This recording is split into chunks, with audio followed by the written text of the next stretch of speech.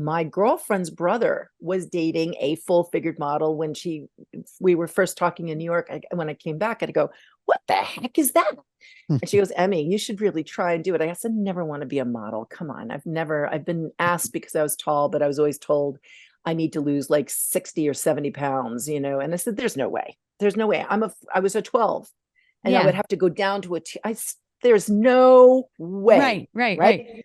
And then when I saw this article, I was a marketing director, and I thought, let me just go on my lunch hour. Who knows what can happen?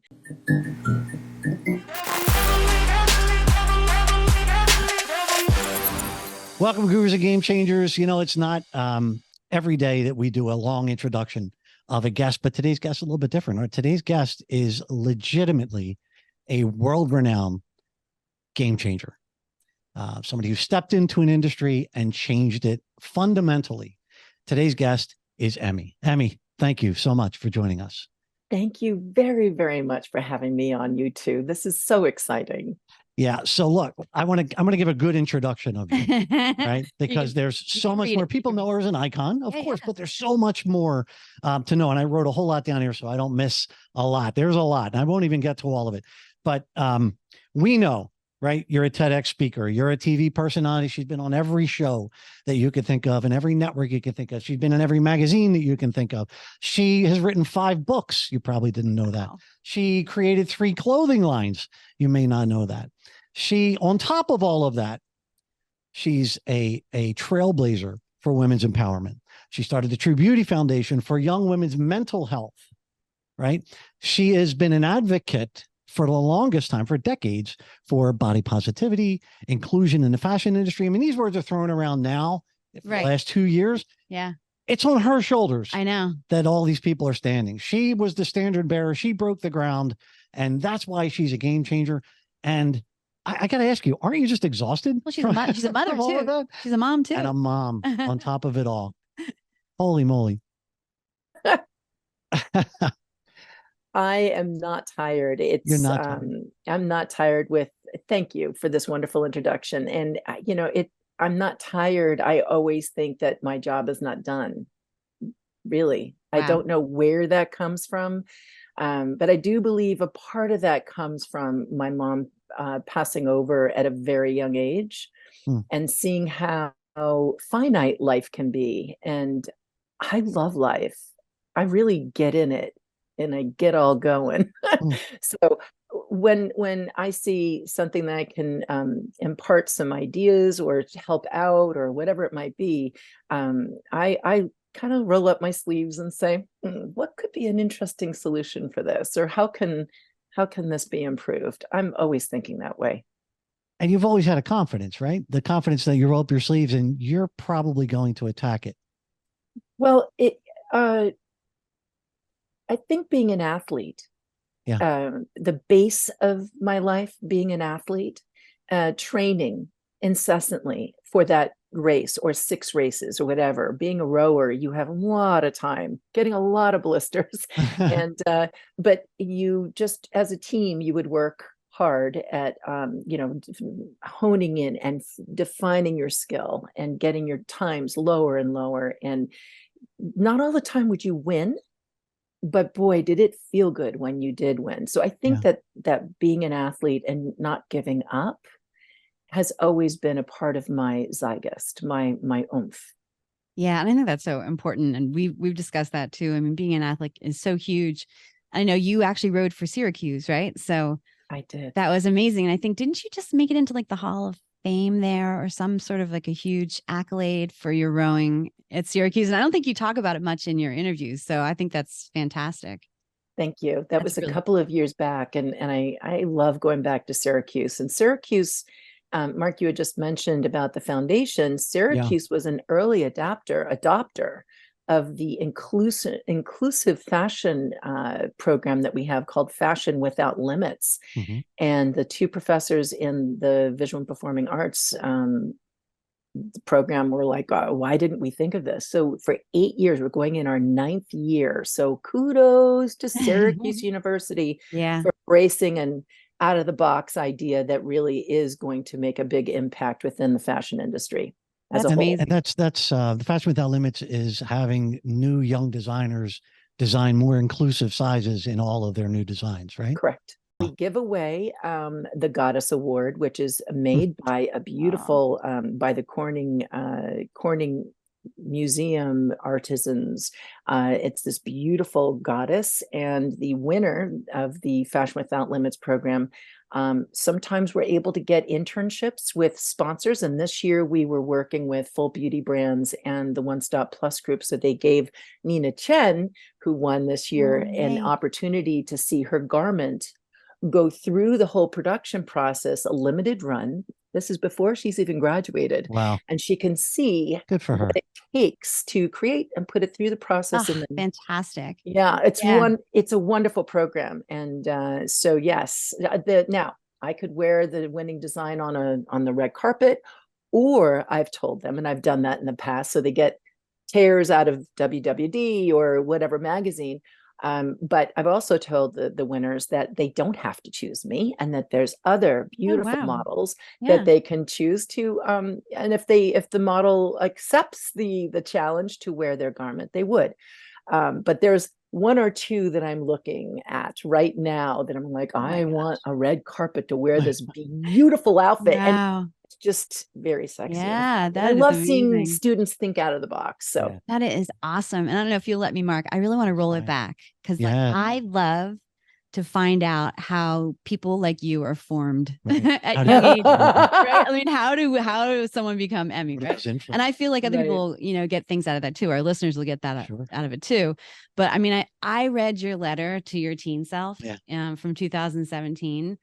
And I was like, wow, that's why I told you before we started, like, I feel like we grew up together. And I relate to this so much, because I too spent time on my bed, laying down, trying to zip up my Calvins as a curvier girl. With no stretch. Remember, everyone, we had no stretch in our jeans. Yeah, we would lay there and we would just remember how crazy we felt. Oh my God, so crazy. I would hop up, I would jump in them, all the things, and I would yes. Still, then when I looked at myself, I'm like, I don't look like the women like Brooke Shields. I don't look like Cindy Crawford. I don't look like Brooke Shields. I don't look like those women. So I understand that. And my father, I think you had said somewhere where your mother and your father it was like a dietary home. Like there was regulations there. And I had the same thing. Like my dad was an athlete. He was very strict about like all the things, food related and weight related, and a lot of rewards happen that way. My mom was a petite model in her teens, so she was really tiny, and I was like kind of tall and gangly and chubby as a little girl. But I kind of want to know, like, where'd you grow up? What were your parents like? And did you have siblings, or were you an only child? Oh, I was an only child till my brother Chip got born in 1970. And I grew up in Manhattan, and my mom was a single mom. She divorced my father very early on when I was 1 or something like that. And I had an enormous amount of energy coming into this world. My poor mother, who was not athletic, who was so afraid that I was going to run out of the brownstone in Manhattan and jump into the street, which I would never have done. I might have gone right to the edge for effect. But she put me on a you see kids with a harness. Yes. She put you in a leash. You had a harness? Yes, ma'am. Yes, I did. Yes, I did. Live to tell about it. I knew every nook and cranny. I knew all the trees that I could jump up and swing. And my mother would just be like, oh my dear God. She told me when I was 5 years old that I couldn't have a two-wheel, a big girl bike, Schwinn, a red Schwinn. I wanted a red Schwinn so bad because I saw somebody drive it. Yeah. So I went to where the boats are, little boat, the electric boats where you just put the boats. And I remember running away from my mom because I saw a girl a little older than me riding a two-wheeler, and I took her by the nape of the neck and took her off her bike. At what age? Jumped on it. Five, literally. Like, there's a statute of limitations run out here because I was precocious. It was horrible. And the poor girl is crying, and I'm like, look. You jumped on the You bike? got your bike. I got up and I was wibbly wobbly, but I started going faster and the parents were running off. I didn't care. I wanted my mom to know Wow. I could do it. So at an early age, Yeah. I was pretty impossible to deal with, my literally. So once I got something in my mind, I just You're Unstoppable. tenacious. Yeah. I think it was Tenacity. It's going to happen. Yeah. Right? Yeah. Something decide it's something going was to in happen. there way back then. So that little How story about it? Yeah. kind of, and this Yeah. is, you guys might not, I think you're the first one that I've shared this with, but Hey. I think that kind of go for itness helped me being an Yeah. athlete, and also helped me when there were certain challenges as a reporter, coming into the fashion industry. And my mind was going into, let me see how I can see two sides of the story. And then when I figured out that there was no two sides of the story, I went all the way over and I said, thank you very much for the training with being a broadcast journalist. Mhm. I crossed the line to become an advocate because I was in the right place at the right time in the fashion industry in the 90s, early 90s, to kind of see everything from the ground up. And the reporting started to happen when I was just sharing the books that you had mentioned, going on the road with different clothing lines, and then hearing what women and men were talking about around fashion, around how they felt. And the more that I was out there doing appearances and doing live stuff, I was like, wow, there's something going on that's not really being spoken about. Right.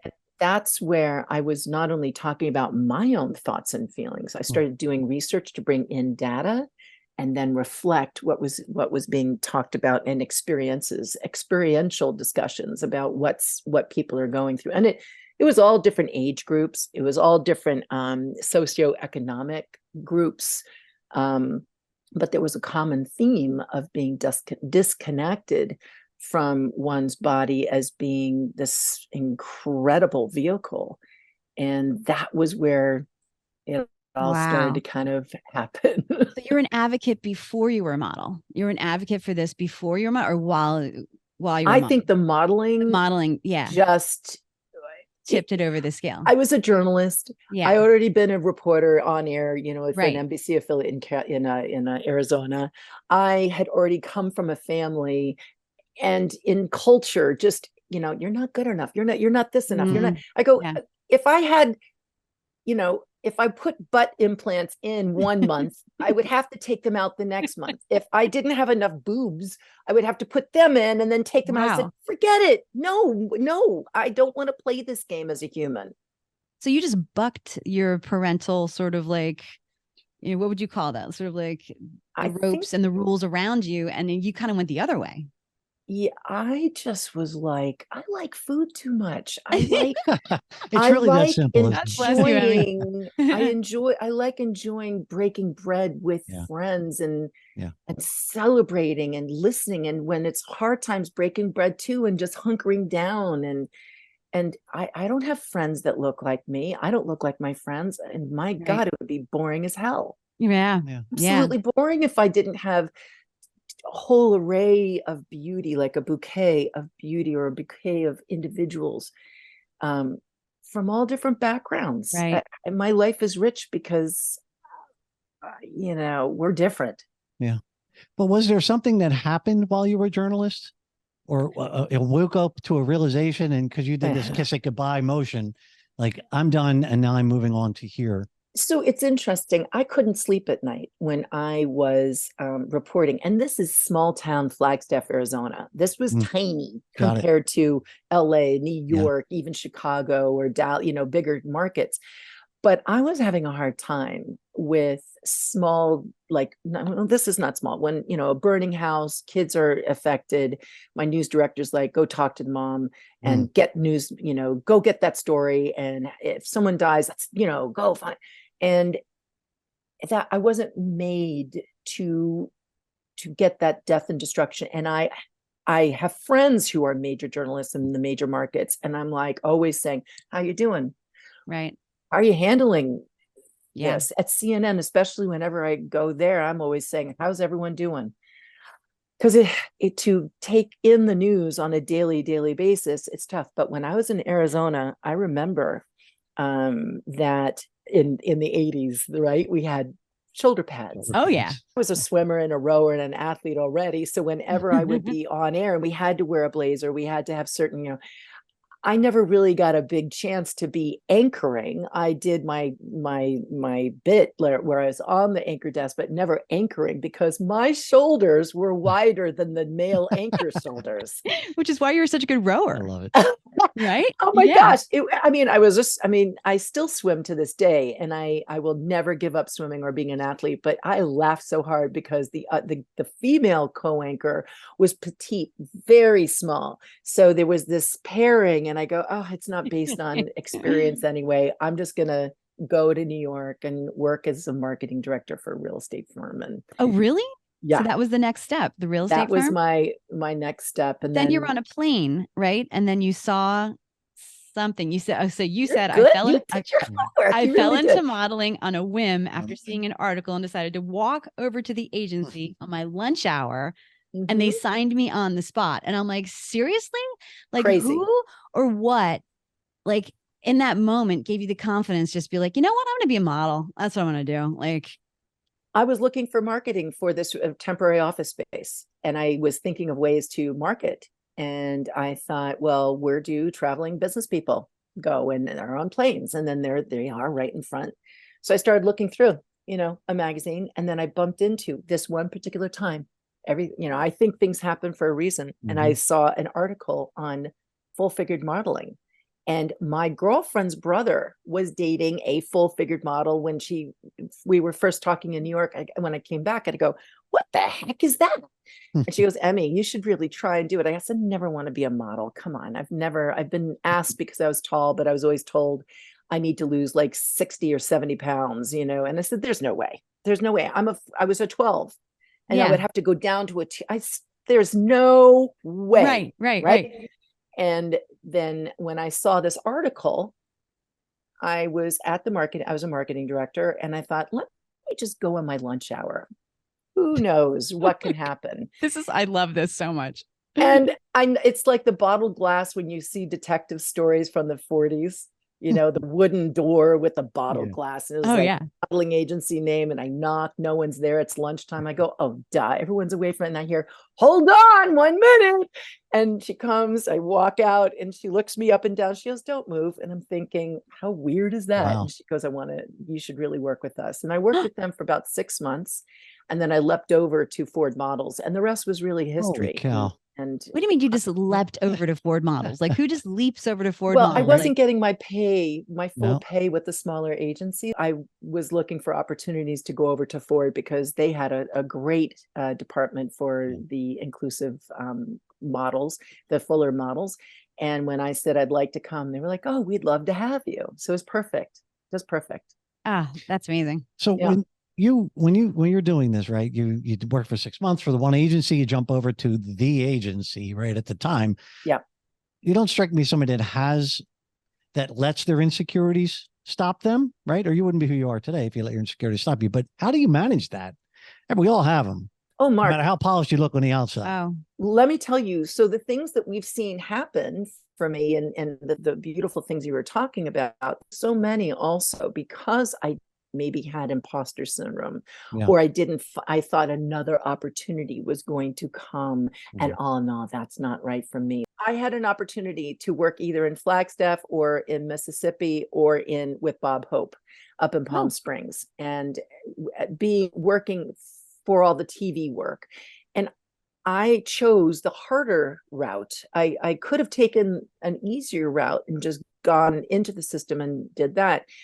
But a lot of my page friends, I was a page at NBC, when we were all getting our first jobs, they were like, why aren't you going with Bob Hope? I said, well, let me go a little bit more over here. Now, I look back and I said, my career could have been a very different thing, but I wanted to work with the Native American people and learn more about Hopi and Navajo. And at that time, my family had told me that I had background in Native culture here. And now Ancestry.com nixed that completely. I'm not German or Polish. I'm definitely Swedish. which Oh I my had gosh. no clue No, about. Someone No was Native lying in American. my face. my dad told me that too, that we were Native American our whole life. We did 23andMe. We have zero Wow. Native American, Native heritage in us, but we have some Swedish. I was so bummed. When you went to one of your first shoots, you talk about how the photographers treated you, and they, you know, in comparison, I guess, to the tiny waif models, they had issues. And, you know, even like one of them, I think you said, called you fatty, which like was the thing my sister and I called each other like every day. We wanted to get under our skins. And yet, so you were able to just deal with that in the moment. I know this is kind of bouncing off your question of insecurities, but how, like, my question is like, how did you stay there? Like, I think I would have just been like, okay, that's it. I mean, I don't think I would have had the resilience that you had. Exactly. It's a resilience. So the thing is this, at the very beginning, when I started working, I noticed how stylists would kind of tug a little bit too hard on garments, or they wouldn't have your real actual size because the client didn't provide a size 12 or a 14 for the models. They would provide an 8 or a 10. Photographers would, you know, not be as excited when you would walk in, but the girls that were working and on covers of magazines and doing that kind of thing, there would be much more of a kindred spirit, kind of like, girl, you doing it, you're doing it.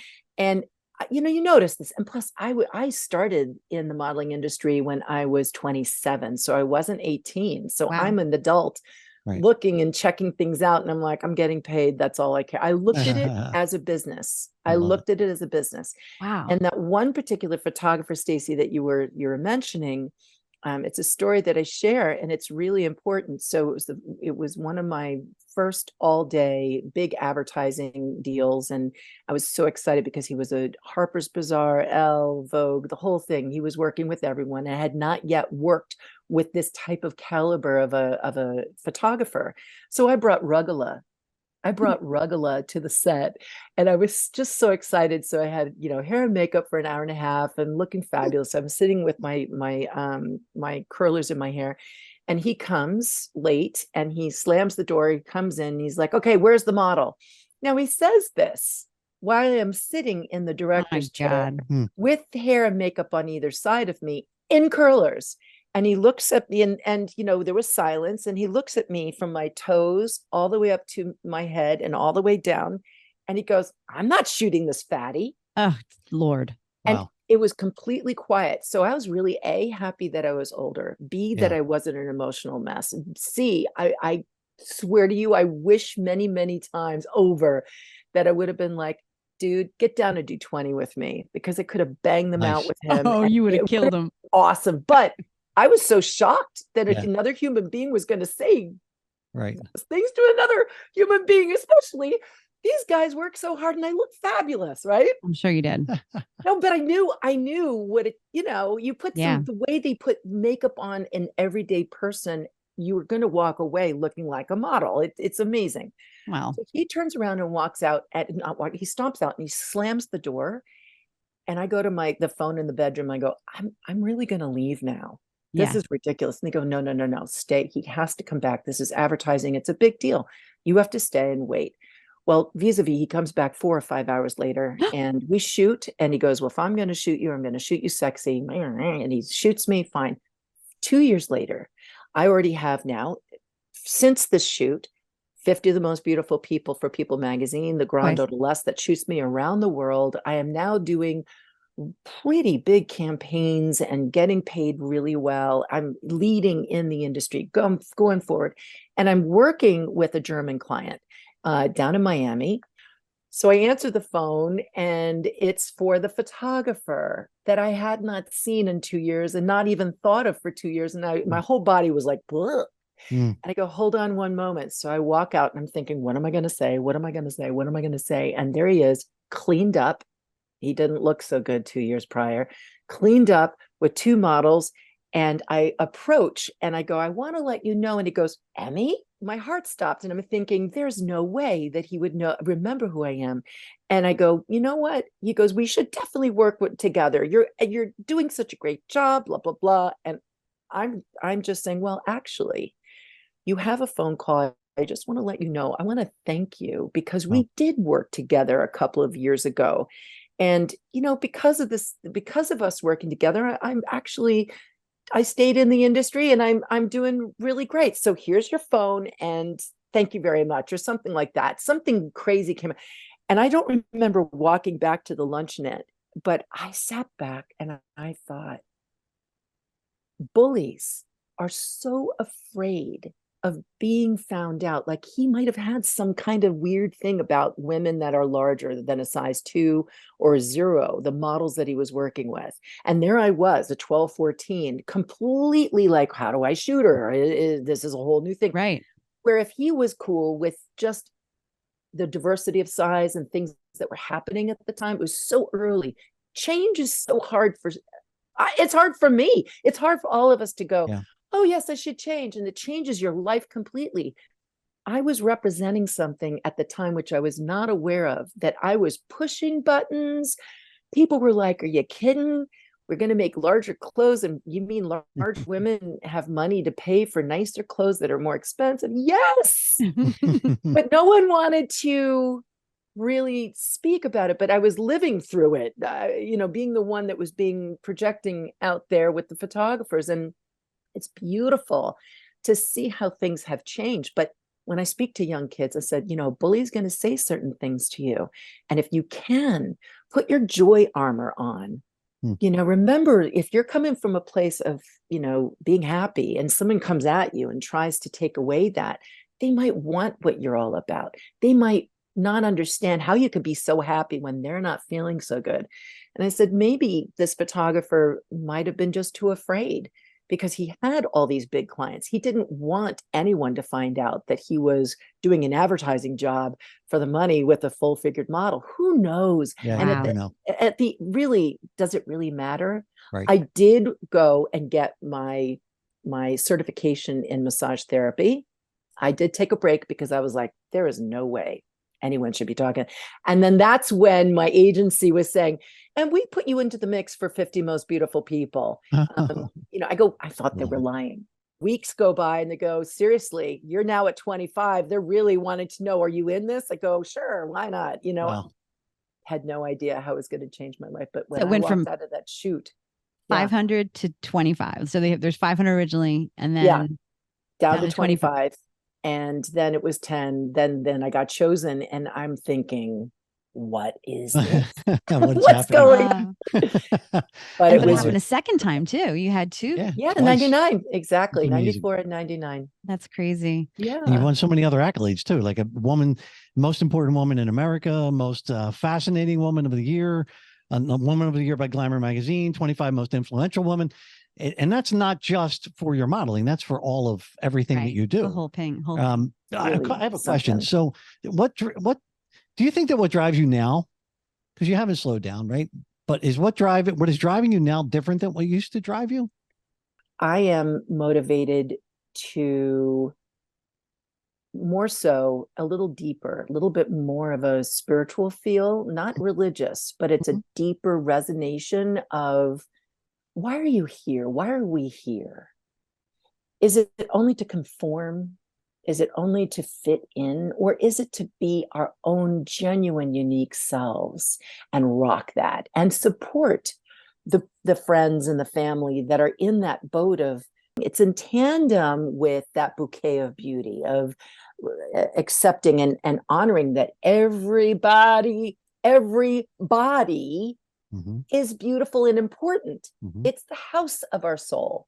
So when we body bash, we self-flagellate, and we say, oh, I'm not good because I'm this, that. Well, there has to be a time when you say, how do I want to feel?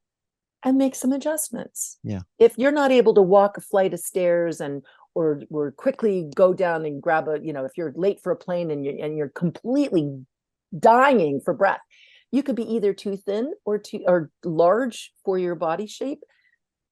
You have to ask yourself, how do I want to live in this life for the time that I have? And is it going to be like your neighbor, or is it going to be the best for you?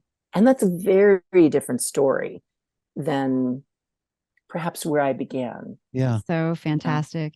I And do with the want to talk, I'm like, seeing we're not alone. I mean, a lot of people are just so frustrated. Yeah. oh, totally. Especially right now. Yeah. Yes. Especially right now. Isolation. I'm always saying grab a partner and get your butt out and go and hike, swim in streams, you know. Go rowing. This is why I thought we could be best friends earlier when I was talking to my daughter, who I also know you have a daughter, and I kind of vibe with you on that. But you had a huge obstacle in your life when you were, I guess, 44. You were diagnosed with cancer, with Hodgkin's lymphoma.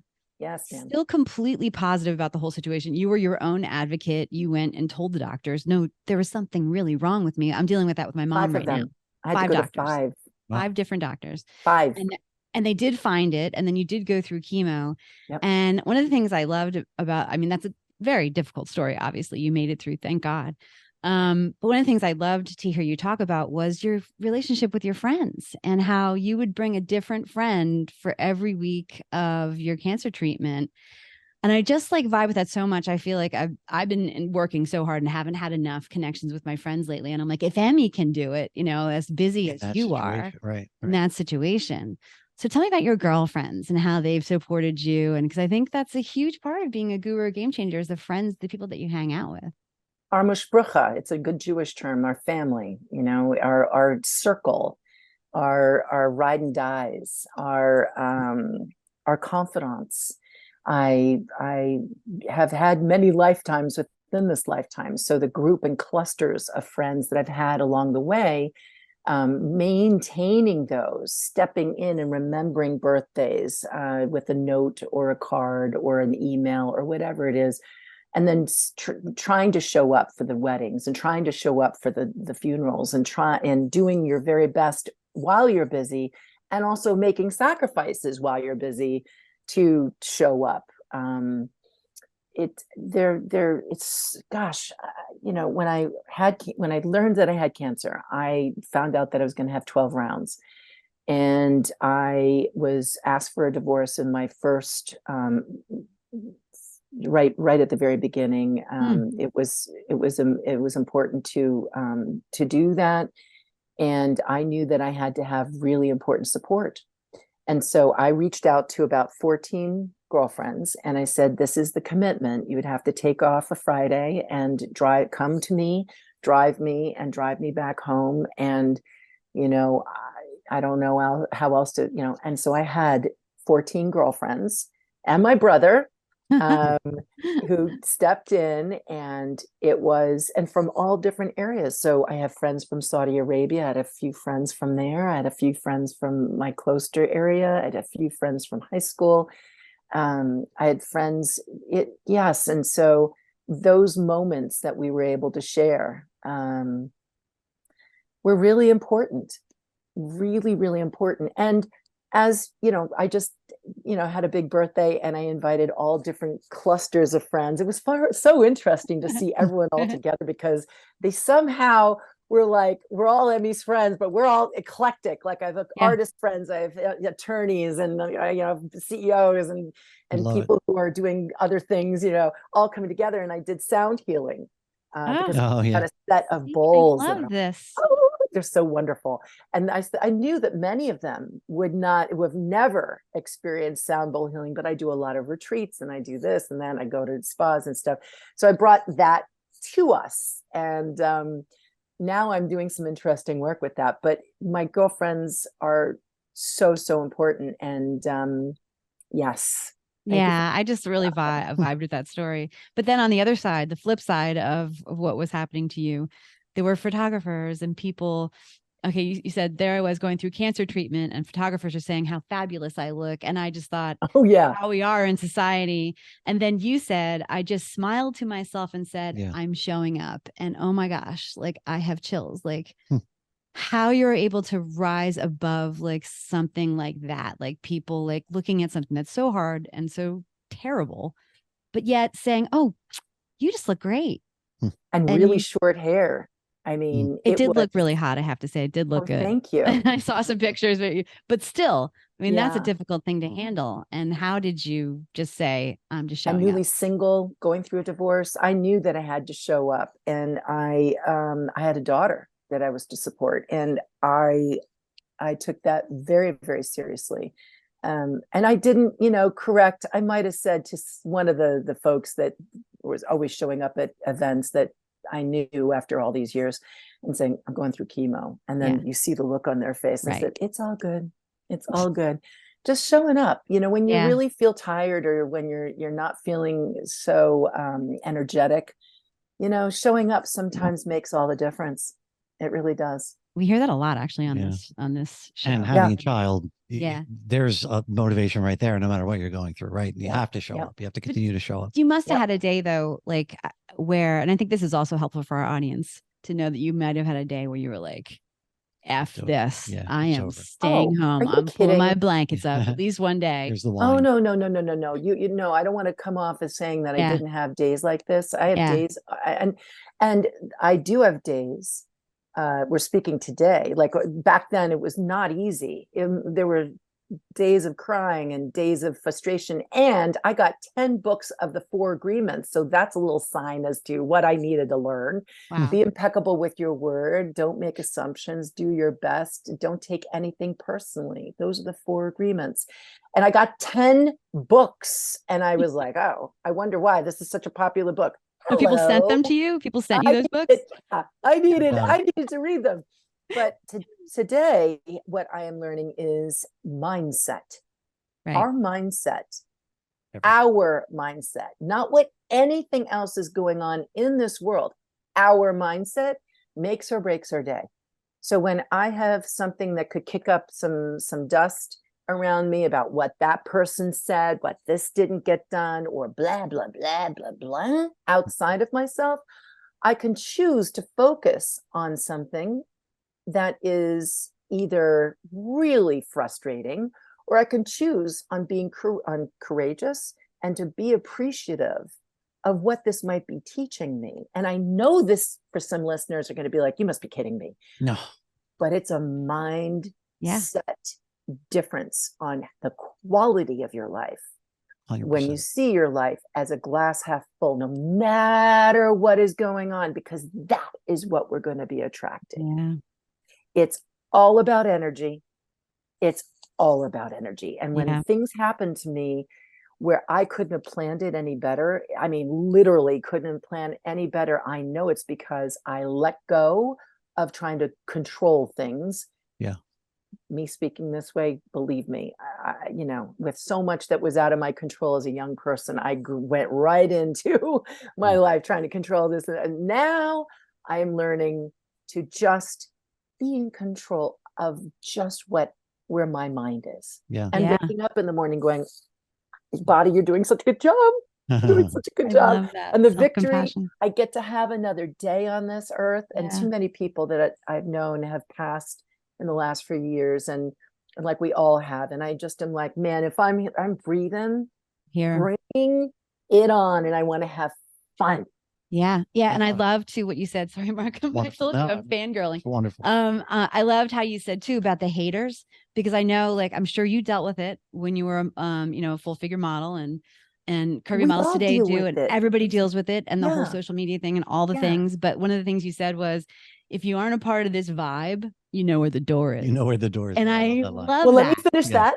Okay. So I appreciate you bringing this up, because that's so true. I where our vibe is in the community when we're doing lives or we're doing stuff online, and there's a bunch of people in the rooms, and you see sometimes someone saying, oh, stop saying that. And I go, hey.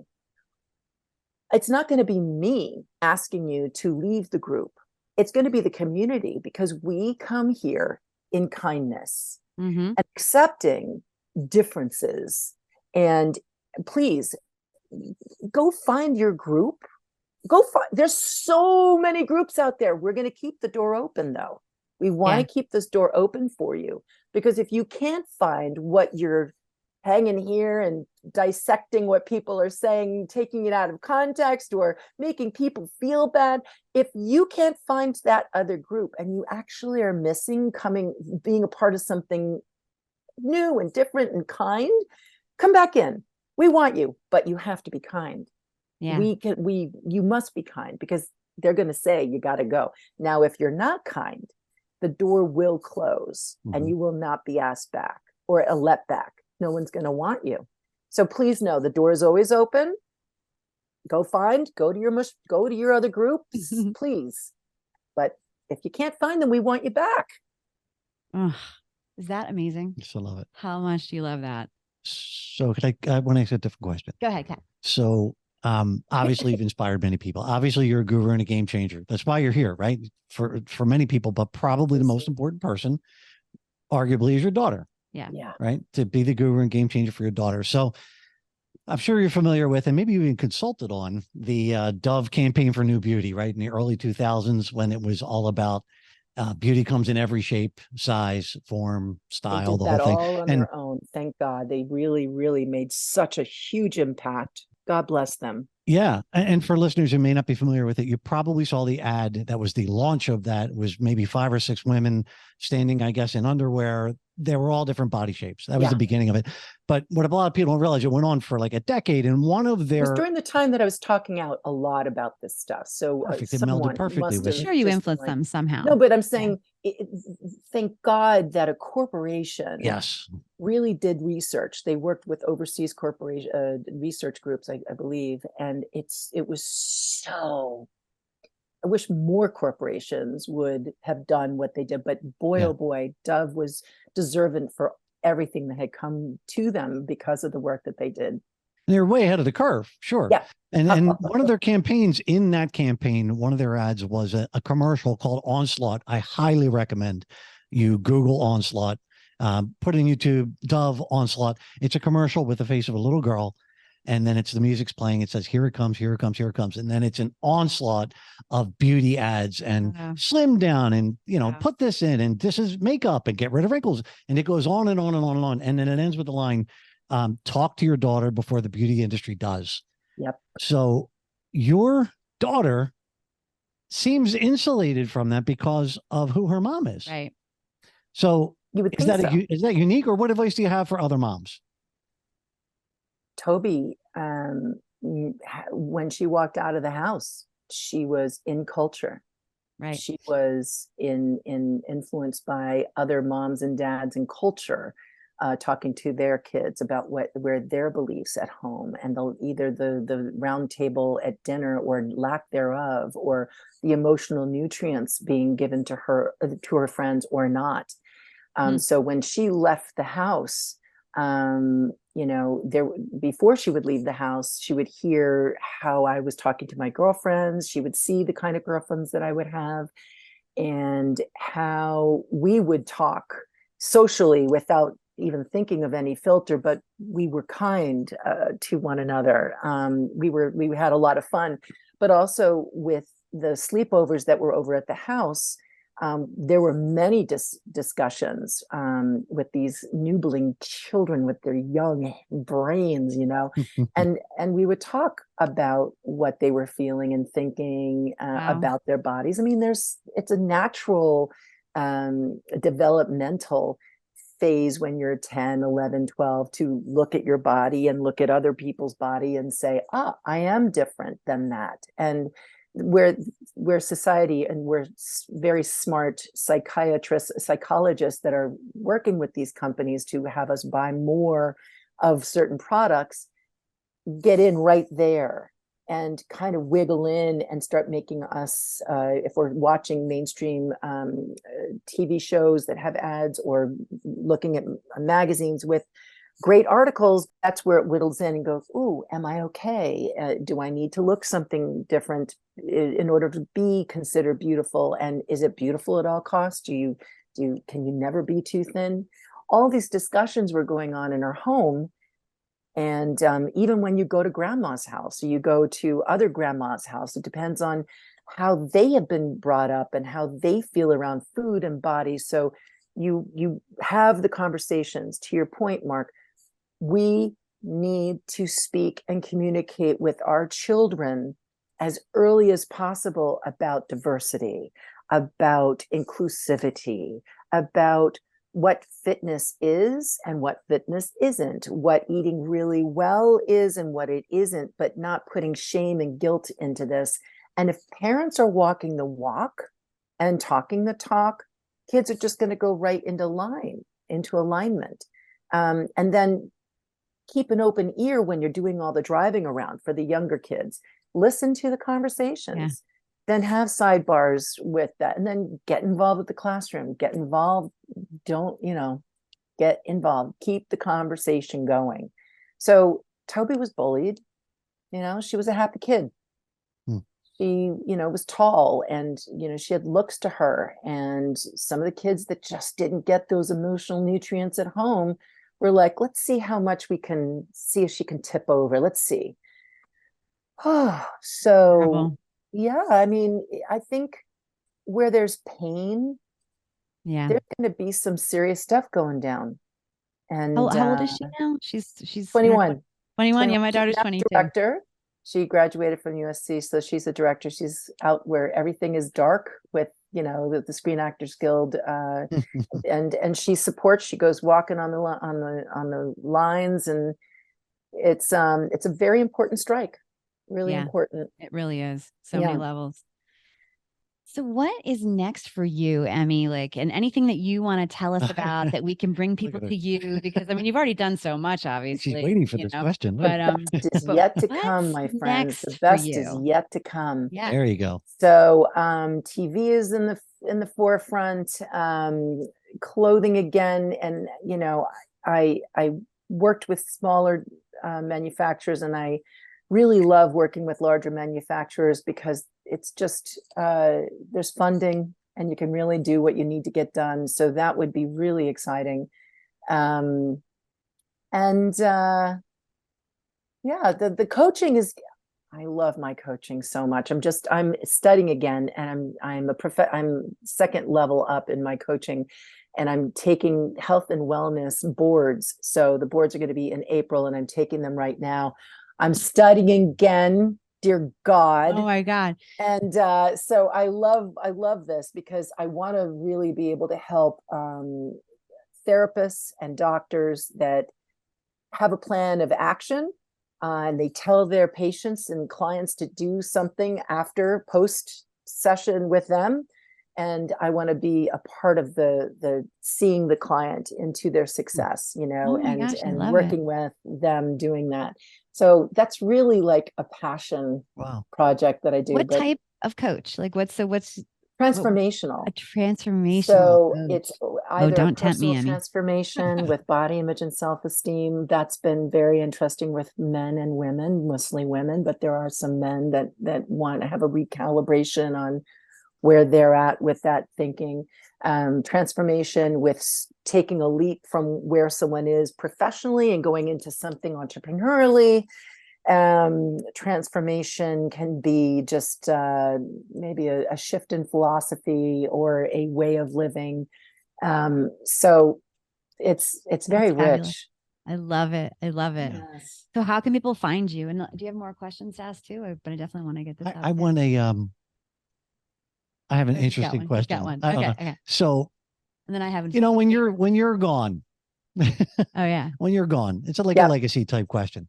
Yeah. And people are talking about you. They say something along the lines of, you know what, Emme, finish that sentence.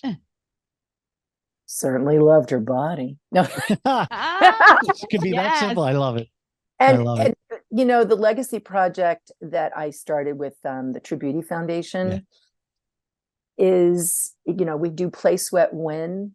That's a hashtag. That's a program that we have. We have 5 Oceanic Breaths to Calm, which is another program that I want to get into schools, and that's another thing. And then Fashion Without Limits is also within colleges that have design schools within them. So we have inclusive beauty or inclusive fashion being taught, truly grading, design, fabrication, all that, so that it's just really easy and simple when they go into mainstream business, that they go, well, why don't you have inclusive sizes here? If we have 100 million women above a size 14, you'd think you'd want to have your designers. Of Like, and course. QVC does a very good job at that, and HSN and all that. Yeah. So it's really talking to that. So the legacy work, hopefully with the foundation, will just continue to live on. But I think the body appreciation, that is how people remember me, that I am a body appreciation advocate. To appreciate. Stop being, this is your best friend. This takes your soul. This allows us to have this conversation on this podcast. Without my body, I would have this beautiful, sparkling soul just being like, You would. It would be very sparkly. you break it down that way. We've got to take care of her. I'm a girl, her. Take care of this thing that allows me to leap and to hug and to feel joy, and yes, the depths of pain, and to feel, to enjoy the food that I make and others that make before me, and to travel around the world, to get a massage. So to be a body appreciation advocate is pretty much sums up the why I'm here. Yeah. Take care of your body, appreciate your body. And people are being born right now that will need to hear that message. It's a generational message. That's over power and right over there. again. Yeah. So website? Yeah. Sure. Website, Please. emmestyle.com. Yeah. Okay. And then the truebeautyfoundation.org. Please, we love people supporting what we do. That helps us keep the lights on for that. And on Instagram, the official Emme. Go ahead and follow. I'm already there. See what's I'm already going following on. you. Great. And that's how you can get a hold of me. Aww. Awesome. You don't talk to any of those other models from the 90s, do you? I do. Like Naomi Campbell and all those guys. Are they cool? I was on a plane, and Naomi had like a cart thing for her mom, and I was coming out and I looked at her. She doesn't want to ride. I go, yeah, thank you.